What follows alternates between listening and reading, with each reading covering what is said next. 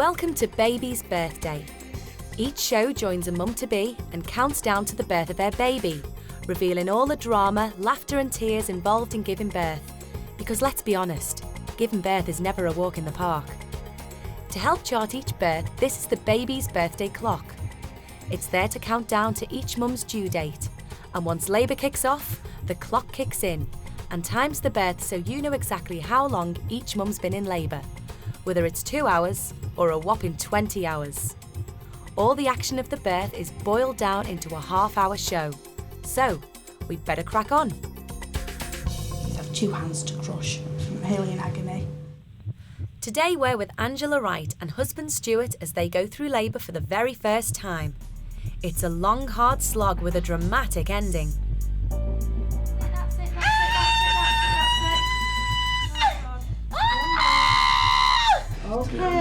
Okay, baby's head's out.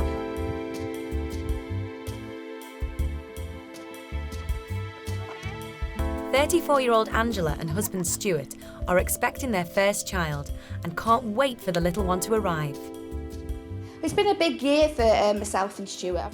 We got married in Vegas and it's coming up to a year for our anniversary. And then obviously with having a baby as well, we seem to have crammed it all in one time space of a year. We'd been trying for a while and she did the pregnancy test and you sort of have to take a double take at it to say, yeah, great. I was really lucky to manage to get pregnant so quickly. I'd had a couple of problems when I was younger, gynecological, and I thought really I was going to have problems having a child and actually been to the doctor to discuss that, but it's sod's law. As soon as I'd been to the doctors to discuss it, then the week after I actually found out I was pregnant, so it was great. 2 months before the baby was due, Angela had a 4D scan and got a special sneak preview of the new arrival. I'm so glad we did it. It was such an amazing experience. It was really good. You go in and to actually see what your baby looks like and the profile of it, like you could tell it had my nose and you could see it moving its arms and it was sucking its lip and it just kept sticking its tongue out and it would open its eye. It was just amazing. And normally a scan, you'd have a small screen, and normally when you lay down, the woman, it's very hard to look and try and see it in the scan, but they project it onto a whole other massive back wall, so your baby just looks, I mean, it was just amazing. It was just like that. We've watched the DVD 3 or 4 times, so every time you see it, it's just amazing that that's inside Angela, its little baby. Angela is all geared up for the birth and is trying various methods to move things along. I bought one of these birthing balls. I'd gone to one of the antenatal classes and the midwife was saying they were fantastic. They're really good for getting the baby in the right position. I'm a real big slouch and normally when I come home from work I just flake out on the settee.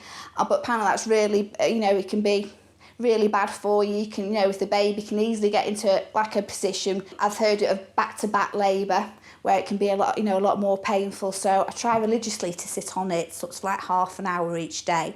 I'm hoping when I do go into labour that I can stay on the birthing ball and have my 10 machine strapped to my back and stay on it as long as possible. And they've shown me like a few movements, like I'd have a chair in front of me and then I'd be leaning over like this and that would just take the pressure off my back, and then Stuart may be able to rub sort of like my tailbone at the back. So I've got it all planned. Whether it goes like that, I'm not too sure, but that's what I'm hoping. I'll be there for her, obviously, holding hand and trying to be as supportive as I can. I don't know exactly how much you can do, but I think the main thing is just that I'm there for her, to support her all the way through it. A lot of my friends have said, write your birth plan out in full, then rip it up, because it's just never going to be what you want it to be. And I think if you do write, I want this, I want that, you are setting yourself up for a disappointment. You don't know how your birth's going to go, however much you want it. Angela and Stuart already have a couple of babies. Of sorts. I've got 2 dogs, Alfie and Murphy. Alfie's a scruffy little mongrel and Murphy's a border collie. They're both very good. We've been a little bit apprehensive about what they would be like once we had a baby. I think the bigger one, Murphy, will just keep out of the way.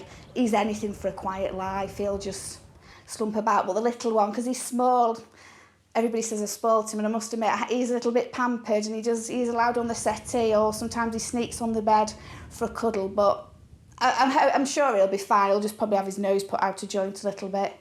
Angela's really soft with the two dogs, particularly with the little one, Alfie. Quite often have come in and, he's just jumped down off the settee because Angela had him there cuddling him. To some extent, he has been treated like a baby. I think he will be a bit miffed at first when the baby's born, but I think he'll just go away in the corner and sulk. I think when my friend once came round and Alfie'd actually taken the dummy out of the mouth, but I hope my friend's not watching this because I didn't actually tell her when she left the child in our care that Alfie take the dummy out of his mouth. But no, they're really good dogs. I'm sure they'll be fine. 8 days overdue, Angela starts having contractions and makes her way to the hospital. At about 2 o'clock, I was getting really bad pains and I thought, oh, this is it then. So I rang Stuart. But because it was so sunny in the back garden, I was outside of my birthing ball with a towel over it so it wouldn't burn my legs. Just sat on it rocking, and I had to ring Stuart. He'd come straight home. But I knew then that obviously it was D-Day, and I was just really pleased because I was meant to be induced on the Monday a couple of days afterwards. So I was just so relieved it happened naturally. Yeah. Is this your first baby? Yeah. Okay, sweetheart, just lift your knees up for me. Angela's first internal examination will reveal if she's really in labour. If not, she'll be sent home, so it's a nervous wait. Okay then. That's just a little bit of cold cream, okay? If you're getting a contraction while I'm doing it, tell me and I'll stop. Right, okay. All right then, are you comfortable at the moment? We were a little bit worried about whether they would send us away straight away, but we got in there and they said Angela was 4 centimetres dilated, so she was fine to stay in. So in a way we both felt relieved, I think, once they said we could stay in. Right, so if I tell you that your cervix is fully effaced, it's a good 4 centimetres. Oh, good. That's good. So I don't have to go home. Thank God for that. Good news for Angela. It also means it's time for gas and air. This on the back is a valve. It makes a noise like that if you're using it correctly. So when you get in a contraction... Once they've established it eventually and they got all the monitors working, then I was able to have some gas and air, which was a nice relief. It was really good. I was sucking on that. Do you want to just have a little practice on it now? You don't need to press anything, just a good... Lovely. And out. Now you haven't got to keep taking it out of your mouth when you've actually got a contraction. Right. Keep it in your mouth and just continually breathe in and out of it. The gas and air comes in very handy as time moves on and the pains increase.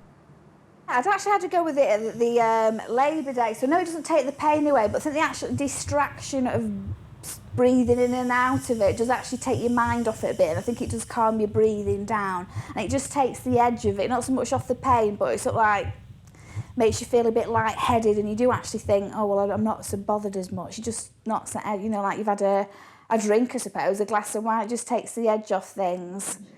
9.5 hours into labour, Angela is moved down to a birthing suite, where it's time for another internal examination by midwife Susan. But have things progressed? It's good news. Angela is 6 to 7 centimetres dilated. It's going well, but with an increase of pain, Angela asks for something a little stronger. Pethidine, I hadn't really fancied it. I think I'd rather just have gone for an epidural, but couldn't have an epidural because the anaesthetist was really busy. He was in some emergency in theatre, so it was pethidine or nothing, really. With the pain controlled and things moving along nicely, it's now just a waiting game. But they could be in for a long night.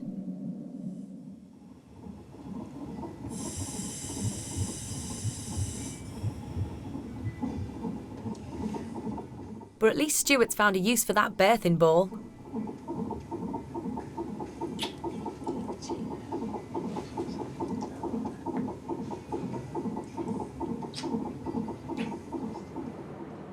As the night draws on, the long, slow labour is suddenly interrupted by a surprise visitor.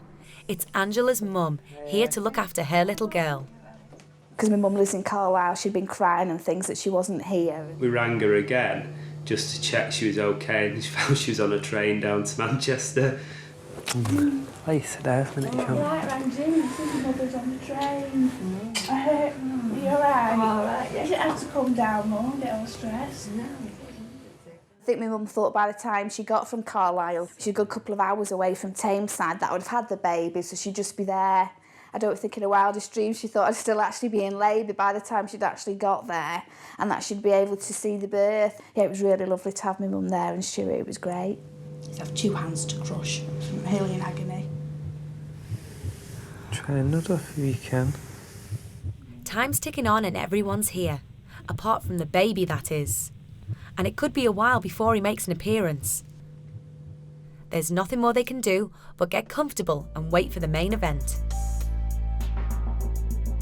Coming up, the wait continues and everyone's feeling the strain, but not for long.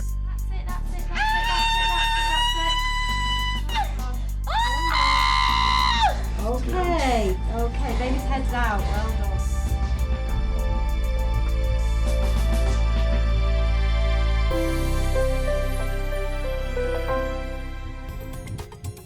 We're back with 34-year-old Angela Wright and hubby Stuart as they await the arrival of their first child. It's time for the next internal and everyone's hoping that things have progressed. I call it 8 to 9 because just do it at the bottom. Yeah, you're doing well. That head's come right down. Good. It's just there. Yeah. Angela's 8 to 9 centimetres. She's almost there. It's all going to plan, but it's time for another shot of pethidine to help with the pain. There you go. All right. Does it stop you pushing that injection? No, it doesn't stop you pushing. No, but if you do feel like, Yeah. give me a buzz, won't you? Yeah. It's good to go and do this lady's notes, but just give me a ring now if you want anything. Yeah, All right, thank I'll you. pop that shortly. Okay.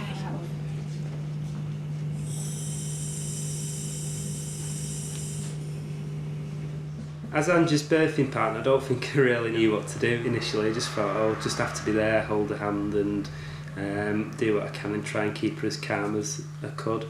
So her back was in a lot of pain all the way through, and it comforted her really to rub her back. So I found I was doing that most of the time all the way through. I just felt really sort of like relaxed, like I had had a couple of drinks and I was just about to nod off, and I remember my eyes closing, and I remember at one point looking around the room and I think Stuart's eyes were closed, my mum's eyes were closed. It was just like everybody's eyes were closed. We were just waiting for another contraction. Really struggling to keep myself awake because nothing was really happening, and I was just trying to keep myself awake for Ange more than anything. Don't get tired out, just lift your bottom up. As morning comes around, something comes out of Angela, but it's not the baby. You nearly got all of that. Vomiting is a common side effect when using pethidine as pain relief. Exorcist. So, the last night to see that bit. Have me back, please. I was rubbing Angie's back, I think, more or less all the way through. Her mum rubbed her back quite a bit as well to take over when my arms went dead a bit. It was a good job there was 2 in there, because they said the hands were absolutely killing, because I was asking them to press that hard on my back, but it really helped with the contractions. So I was lucky with them both. It was really good.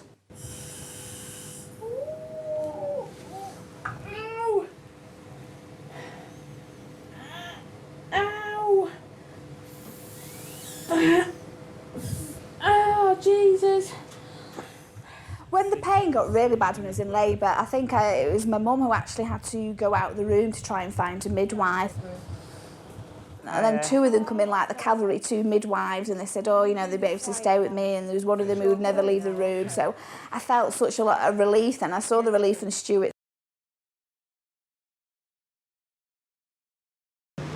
Angela, your baby's just sitting there. Yeah. Right, so Is that good or bad? no, that means I take the gas and air off you and get you pushing. See the Really head? pushing. Oh, cool. You see it's true. Tell it's got ginger hair. Oh, I don't know about that. I'll tell you in a bit. Not that far away. Oh, brilliant. After another examination, Angela discovers she's fully dilated and ready to push. The big moment is here, but is Angela up to the challenge? That's it. When I did get to 10 centimetres, that magic number when everything's supposed to happen, I think I was just So tired, and they kept saying, oh, you'll have to wait a bit, we need the baby's head to come down, and I just thought, I haven't got the energy, and I was panicking and thinking, am I going to have to be whisked off to theatre, because I really didn't think I was going to have the energy or gumption to push it out. Like the contraction path. Right, now as long and strong as you can, right down in the bum. That's it, that's how you push, it's it. Brilliant, you're pushing in the right place. Just try not to let it go into your throat, I know it's hard. That's it. And again. They kept saying, push through your bottom, and I kept thinking to myself, I'm blooming trying, but it's just, they kept telling me not to blow my cheeks out, but I couldn't help it, it's going like that. Right, your baby's head's sitting there now, so it's stretching. Angie's mum was stood behind me, sort of giving me a hug and looking behind me and having a quick peek and trying to obviously calm Angela down as well. Big push now. Go on, really big push. Stubborn little one, isn't it? Oh, I can't do it. Okay, just have a little rest then. Have a little rest.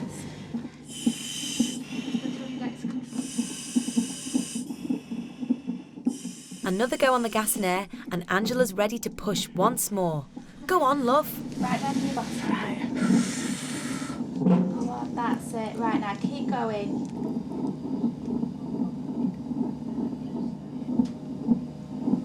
Go on. That's it. Go on. Oh, brilliant. That's it. Into your bottom, not your throat now, Angela.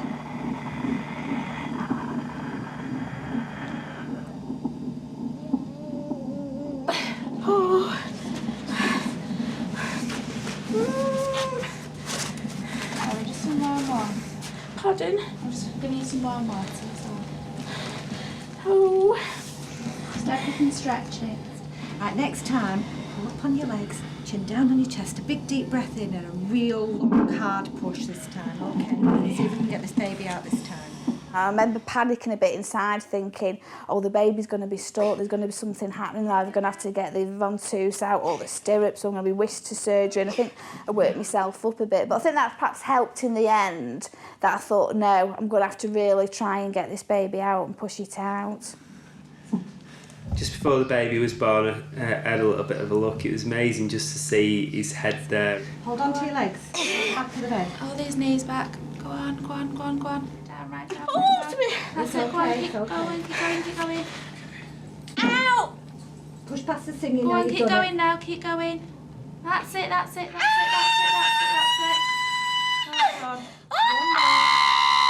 Hold on.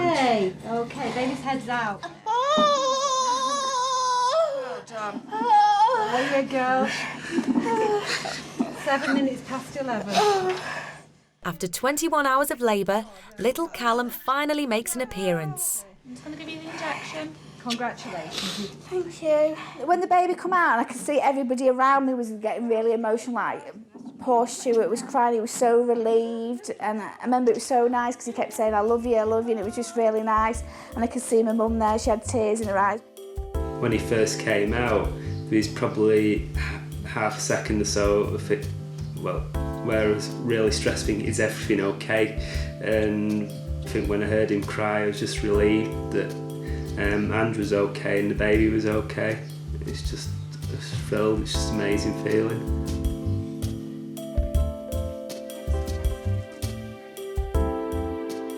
I remember the baby opening its eye, and I remember saying to Stuart afterwards, that was just so weird. It was like on the 4D scan, it was the same eye opened on the scan when he was looking at us, so it was really weird. And just when he did that, so I got a flashback to like the 4D scan. I thought, oh yes, it was really good. It was just amazing. I sat there holding him and just felt, so much love and just having him there, cuddling him in your arms. It felt an amazing feeling. Hello. Looks like he's put his hand over his thing because of the light. Thank you. Hey, I'm not too sure yet. 1 week later, and baby Callum is home with Mum, Dad, and the dogs. In a couple of days it's our first wedding anniversary, isn't it? Yeah. And I think really that Callum's sort of like the best anniversary present we could have wished for. It's just been such a whirlwind year, and I can't believe it was nearly a year ago that we got married in Vegas, and then... No, it wasn't really long after that you got pregnant, really, Well, no, and then a year on, and his baby Callum. It's just great, it just feels wonderful, just feel really happy. It's been quite good because he's been bottle fed, but I've been able to get up in the night and feed him. It's probably one of the things I enjoy most, really, feeding him, and then he usually falls asleep just after I've given him a feed, and we can have a little cuddle then, so I think that's one of the nicest things, really.